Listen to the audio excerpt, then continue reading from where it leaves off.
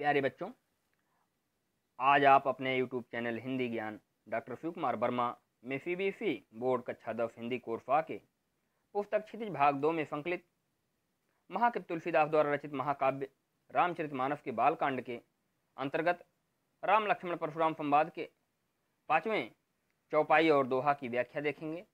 तदुपरांत चौपाई से संबंधित प्रश्नों को हल करेंगे। अब आपके स्क्रीन पर यह 5वां चौपाई और दोहा, जिसे आप ध्यानपूर्वक देखें। तुम तो कालू हाँक जन लावा, बार बार मोहि लागी बोलावा। सुनत लखन के बचन कठोरा, परफ सुधारि धर्यो कर घोरा। अब जन दे दोष मोहि लोगु, कटु आदि बालक बध जोगु। बाल बिलो की बहुत मैं बाँचा, अब यहु मरण हार भा फाँचा। कौशिक कह क्षमय अपराधु, बाल दोष गुण गणन साधु। खर कुठार में अकरुण को ही, आगे अपराधी गुरुद्रोही। उतर दे छोड़ो बिनी मारे, केवल कौशिक फील तुम्हारे। ना तो यही काटे कुठार कठोरे, गुरहि उरिन होत्यों श्रम थोरे। गांधी फून कह हृदय हंस, मुनि हरियरे फूझ। अय मैं खान न ऊख में, अजहु न बूझ अबूझ। तो प्यारे बच्चों, यहाँ पर लक्ष्मण जी परशुराम के मुख से अपने ही कार्यों की डींग सुनकर उनसे कहते हैं। सूरवीर अपने शौर्य का परिचय युद्ध भूमि में दिखाते हैं और कायर लोग युद्ध भूमि में अपनी डीगे हाँका करते हैं।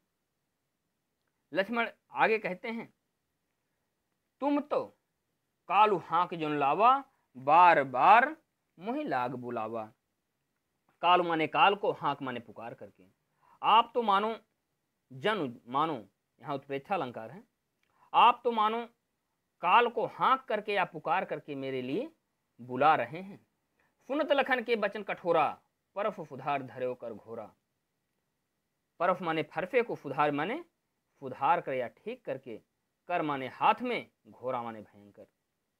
सुनत लखन के बचन कठोरा, लक्ष्मण जी के इस प्रकार के कठोर वचन को सुन करके परशुराम जी परफ सुधार धर्यो कर घोरा, अपने भयानक फरफे को सुधार करके अपने हाथ में पकड़ लेते हैं और कहने लगे, अब जन दे दोष मोहि लोगु, कटु आदि बालक बध जोगु।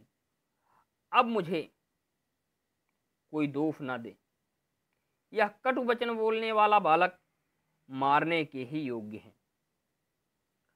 बाल बिलोक बहुत मैं बाँचा, अब यहु मरण हार भा फाँचा। इसे बालक समझकर मैंने बहुत बचाया, किंतु अब यह सचमुच मरने के ही योग्य हो गया है। अब इसे मरने से कोई बचा नहीं सकता। बाल बिलोक बहुत मैं बाँचा, बालक समझ करके इसको मैंने बहुत बचाया। अब यह मरण हार भा फाँचा। अब ये सत्य है कि अब ये मरने के लिए ही तैयार हो गया, अब इसे कोई बचा नहीं सकता। कौशिक कहा क्षमीय अपराधु, बाल दोष गुण गणन साधु। विश्वामित्र जी ने कहा, अपराध क्षमा कीजिए। साधु या सज्जन लोग बच्चों के दोष और गुण को नहीं गिना करते। खर कुठारों में अकरुण को ही, आगे अपराधी गुरुद्रोही। उतर देत छोड़ो बिन मारे, केवल कौशिक फील तुम्हारे।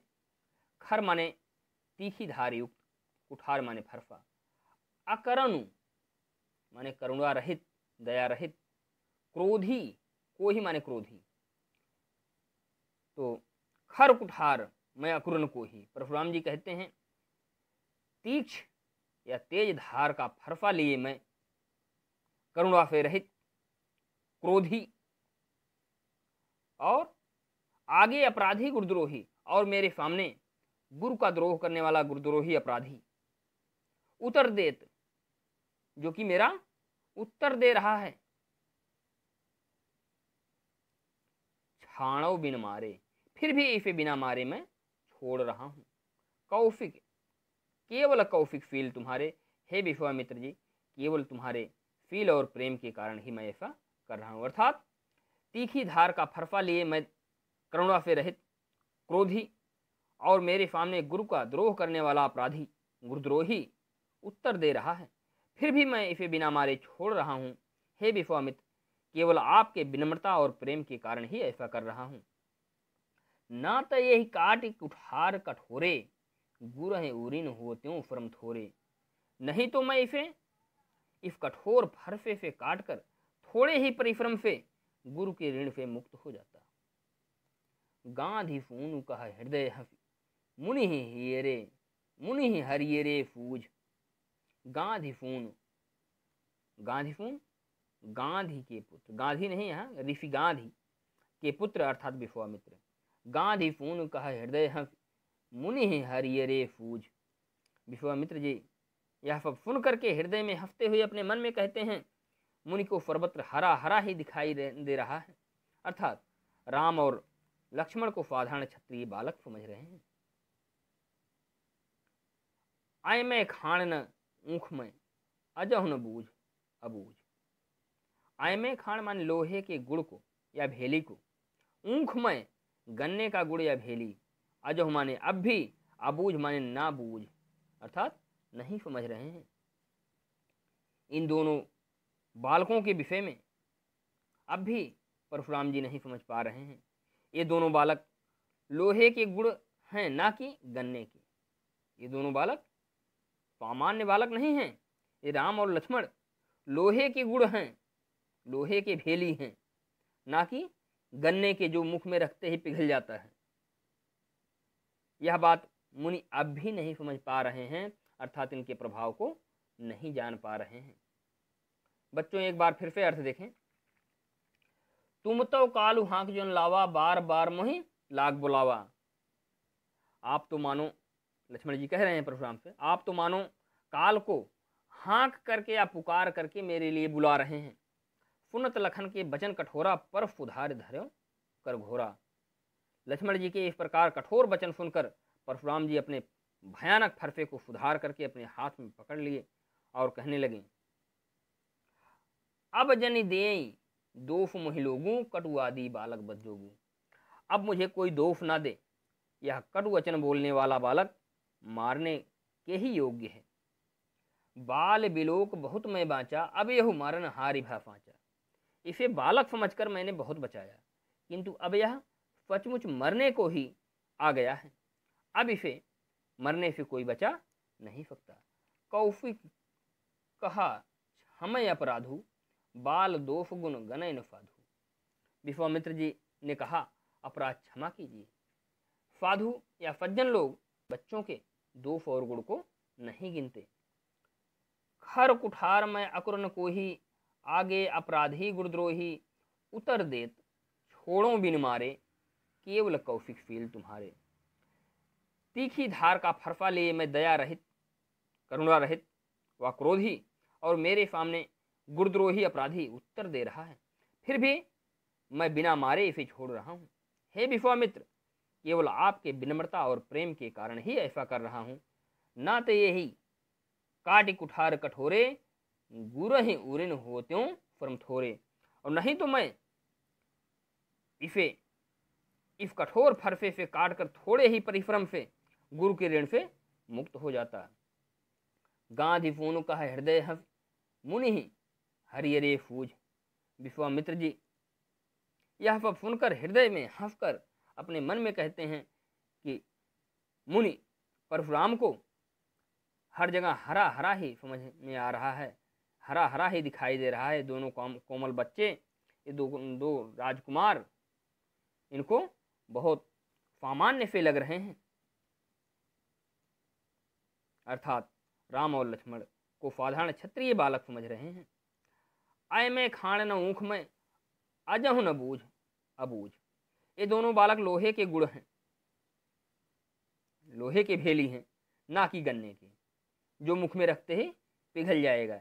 यह बात अब भी मुनि नहीं समझ पा रहे हैं, अर्थात परशुराम जी इनके प्रभाव को नहीं समझ पा रहे हैं। तो इस प्रकार से बच्चों व्याख्या इसकी हुई। अब आप इसके प्रश्नोत्तर को देखें। अर्थ ग्रहण संबंधी प्रश्नोत्तर। कवि और कविता का नाम। कवि तुलसीदास। कविता राम लक्ष्मण परशुराम संवाद। दूसरा प्रश्न है, लक्ष्मण के किस बात पर क्रोध में आकर परशुराम उन्हें मारने के लिए फरसा उठा लिए? लक्ष्मण ने पहले ही परशुराम के प्रति अनेक व्यंग्यपूर्ण कठोर बातें कह दी थी। बाद में जब उन्होंने परशुराम से यह कहा कि आप तो काल को पुकार पुकार कर उसे बार बार मेरे लिए बुला रहे हैं, तब परशुराम का क्रोध बेकाबू हो गया। उन्होंने लक्ष्मण को मारने के लिए अपने भयानक फरसे को हाथ में ले लिया। तीसरा प्रश्न, अत्यंत क्रोध में आकर फरसा उठाने के बाद भी परशुराम ने लक्ष्मण को किस कारण छोड़ दिया? लक्ष्मण के कठोर वचन को सुनकर परशुराम अत्यंत क्रोध में आ गए थे। उन्होंने लक्ष्मण को मारने के लिए फरसा भी उठा लिया था, परंतु विश्वामित्र ने जब उनसे लक्ष्मण को क्षमा करने का अनुरोध किया तो मान गए। उन्होंने विश्वामित्र से कहा कि आपके फील के कारण ही बिना मारे छोड़ रहा हूं। प्रश्न 4, गांधिफून का हृदय हंस मुनि ही हरियरे फूज पंक्ति का आशय स्पष्ट कीजिए। परशुराम ने जब विश्वामित्र से कहा कि मैं तुम्हारे फील के कारण लक्ष्मण का वध नहीं कर रहा हूं, तब विश्वामित्र मन ही मन हंस कर कहने लगे कि मुनि को हरा हरा ही सूझ रहा है। विश्वामित्र के ऐसे कहने का आशय यह था कि परशुराम सर्वत्र विजयी होने के कारण राम लक्ष्मण को भी हल्के में ले रहे हैं। उन्हें पता नहीं कि वे दोनों सामान्य बालक ना होकर असीम शक्तिशाली और शूरवीर हैं। अंतिम प्रश्न, किसकी उपमा लौहमयी खांड से दी गई है और क्यों? लौहमयी खांड से उपमा राम और लक्ष्मण की दी गई है। इसका कारण यह है कि लक्ष्मण के कटु बातों से क्रोधित होकर परशुराम उन्हें मारने को तत्पर हो गए, परंतु फिर राम लक्ष्मण की वीरता से परिचित न थे।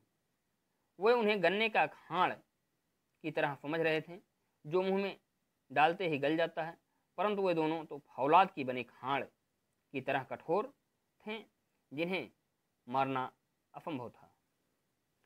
तो प्यारे बच्चों, इस प्रकार से राम लक्ष्मण परशुराम संवाद का 5वां चौपाई और दोहा की व्याख्या और प्रश्नोत्तर हुआ। अपने विचार कमेंट बॉक्स में जरूर लिखें।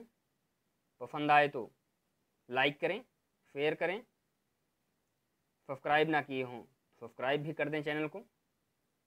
धन्यवाद।